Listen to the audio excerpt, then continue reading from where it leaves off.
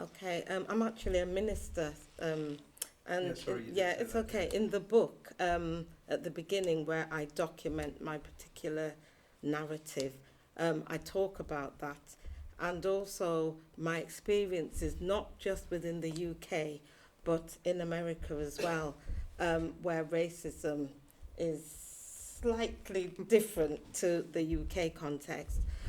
Um, in terms of my own experiences working in the academy, I can give you one narrative, an experience that I had, and I won't go into the details, but I had an an experience of unconscious racism. I don't like the term bias. I think it sanitizes the term racism, and those of you who know me know I don't like sanitization. I like straight, honest, open dialogue. And I had to confront the powers that be. And this is where I was able to draw on my faith.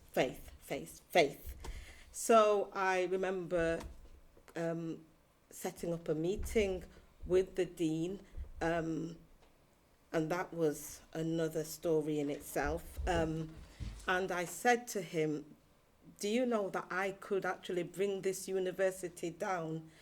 And I said, I'm going to tell you 3 things and the ways in which I can do that. All this was top of my head. I hadn't thought about it, by the way. Principle, policy, and practice. I felt the Lord told me to say that, literally, because I didn't think of that. And then we had this conversation, and I then documented by writing a report. So as a person of faith, I draw on my faith. I draw on the Bible. I draw on the narratives of the Bible. Unlike a lot of people from the Pentecostal charismatic tradition, it's almost as if their faith is there and their work experience is over there. For me, there's an interplay. And I remember the head of department saying to me that, oh, your personality. I said, well, what do you mean? So I said, you mean that therefore you're fortunate that I am a born-again Christian. And I actually said this because he understood that term. So my faith helps me to be a critical reflector. My faith helps me to critically analyze. My faith helps me to understand the other, but also to understand myself and my own frailties and vulnerabilities, and helps me to understand human frailties in particular. But my scholarship helps me with the historical context. So, for example, I understand the anti-black sentiment and where it comes from, and Darwin's so-called pseudo-scientific notions. So that's where my scholarship interplays with my faith. But my faith doesn't negate my scholarship, because Pentecostals in particular were almost afraid of people like me, because they felt you couldn't have faith and have scholarship and be so analytical.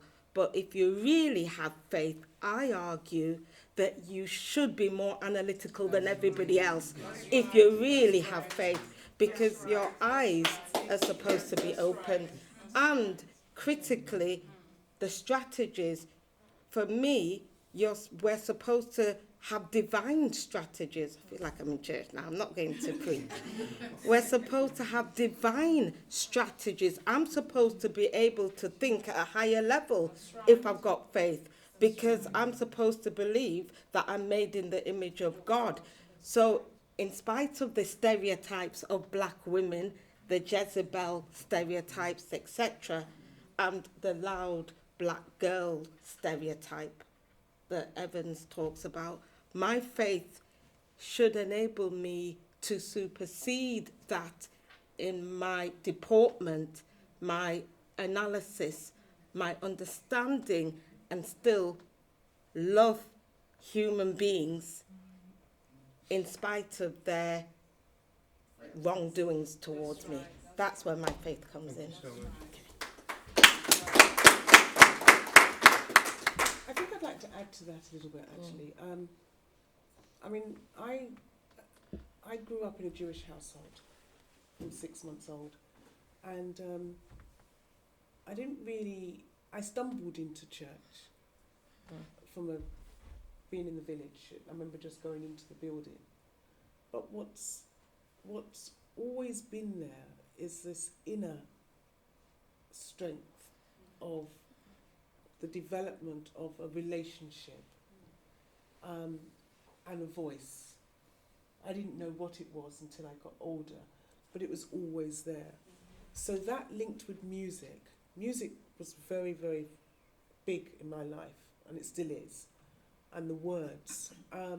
So without, you'll find that in my next book, but my experiences are complex, but without my strength, spiritual strength, I would not be here today. And that's not pretending, it really isn't. And I may not be as versed in all the different aspects of the Bible, and I'm okay with that.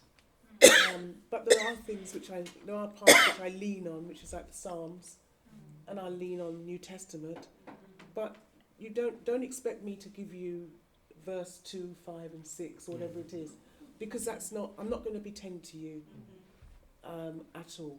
But what I do know is that my inner strength is governed by the spirituality and what that means. And that's really important to me. And it's important to the girls. I've got 3 girls as well.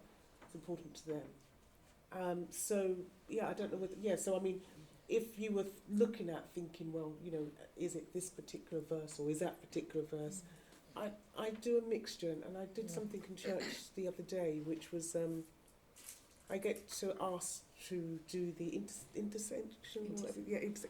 So I do that. So even the different terminology, I don't know what the different terminology is. So I get asked to do that every so often. We have to put our names down. So every time I do it, I'm always surprised. People come up and say, "That is so good, how you've done that." And I said, "Oh, it's just just." And I said, "No, but it means a lot how you've written it."